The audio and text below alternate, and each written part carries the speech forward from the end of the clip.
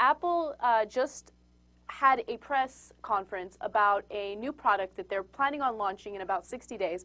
It's known as the Apple iPad. Okay. So everybody agrees that that sounds like a product that a woman might need in times of need, right? Okay. iPad is not the best name for this product. However, it looks like a digital pad that you can, it looks like a computer. It is a computer. It's basically a blown-up version of the iPhone. Right. Now, and I get it. iPod, iPad. It doesn't escape me. And I'm sure they had long debates about it, and it's fine, okay? Now, the thing is, this is kind of in the middle, and I'm a little confused as to what I'm supposed to do with it, right? It's not the phone you carry around with you, right? And your laptop you bring to do work or whatever it is, right? This is somewhere in the middle, so this is a risky move by Apple. And they admit it. They say, yeah, we know it's in the middle, and we're trying to see if there's a market for something that's in the middle, right? And look, they're geniuses over there, so who am I to disagree? And they probably got this thing figured out. And I'm not saying that it's not going to work. I don't want anybody thinking I'm on the record on that, okay? But I'm curious as to how it's going to work and who's going to buy it. Right, and you raise a really, really interesting question because a lot of people that attended this press conference have already written reviews on the product. And I'm going to read you parts of a review written by Melissa Perrinson. She works for PC World, and she has a few critiques that are very interesting and kind of changed my opinion of this product. So, yeah, that's interesting. Yeah. And before we do that, let's just give you a sense of, because I was curious how much it is and how big it is. It's about ½ an inch, okay, thick as far as I understand. Right. It weighs 1.5 pounds. So 1.5 pounds. So that's pretty light, right? But you can't, obviously you can't put it in your pocket, right? And how much is it? It's about $499 starting price. Of course, if you include additional features to it, it can be more expensive, but it starts at $499. And if you want more memory, then it goes to $599 and $699.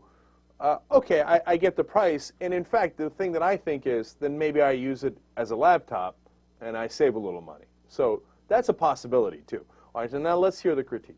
Now, first of all, one thing that I knew was going to be a problem with this product is the fact that it doesn't have an actual keyboard. Everything is touch. And that's something that PC World talked about.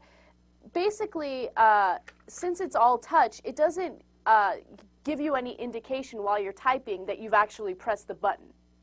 So it could, like, let's say you're typing out an email, and you don't realize if you press the button or not. You know how you can feel it on a keyboard? So that might confuse the person using it. Here, this is what she writes exactly. She says, the touch keyboard is a larger version of the iPhones, but unlike the iPhone, there's no letter magnification when you press a key.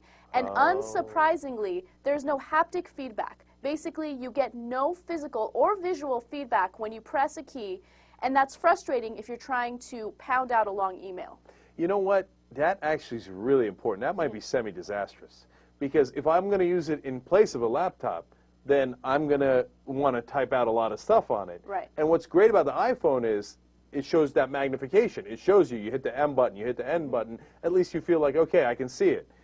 Okay, it sounds like they're going to have to throw a fix on that real quick and in a hurry. Any other? Another problem that she had was she felt that it was too heavy. Okay? It's 1.5 pounds. You can't really hold it with one hand. You have to hold it with two hands. It's even uncomfortable to read books on the iPad with, both hands. She said that she didn't like the fact that it was heavy, but that's a personal thing. I'm sure some people won't have a problem with that. She also says that the lighting is too dim for her.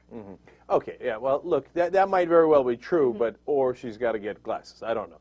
Okay, so now here's the thing, right? In my estimation, and I'm no expert on this, right? In order for this thing to work, you got to be able to effectively use it as a computer, okay? Now, I know it has 100 other things. It has still, like a Kindle, you can use it to read books. It has the music on it like the iPhone. It has the apps on it. I get all that, right? And those are lovely add-ons. But if somebody can spend $600 for something that isn't quite a phone and something that isn't quite a computer, if you can't type on it effectively, that could be an Achilles heel. So they better get on that real quick. Okay? Right. And also another thing that PC World said is that it's basically the exact same thing as an iPhone. the software that's on this iPad is no different. Yeah, okay? Because it's clunky, man. That's why I keep emphasizing you got to use it as a computer, because you're not taking it like, you know how you take your cell phone to the movies or whatever. You're not taking this thing to the movies. I mean, you're lugging this thing around, right? So it could be really useful if you could use it just like a computer. Okay, touch screen, we'll get used to that kind of typing, right? Because it's smaller than a laptop, and it has all the other stuff. But if you can't use it as a computer, they're no for a world of hurt. Uh-oh, you heard it here first on the Young Turks. Steve Jobs is right. I'm like, oh no. I think Uger's onto something.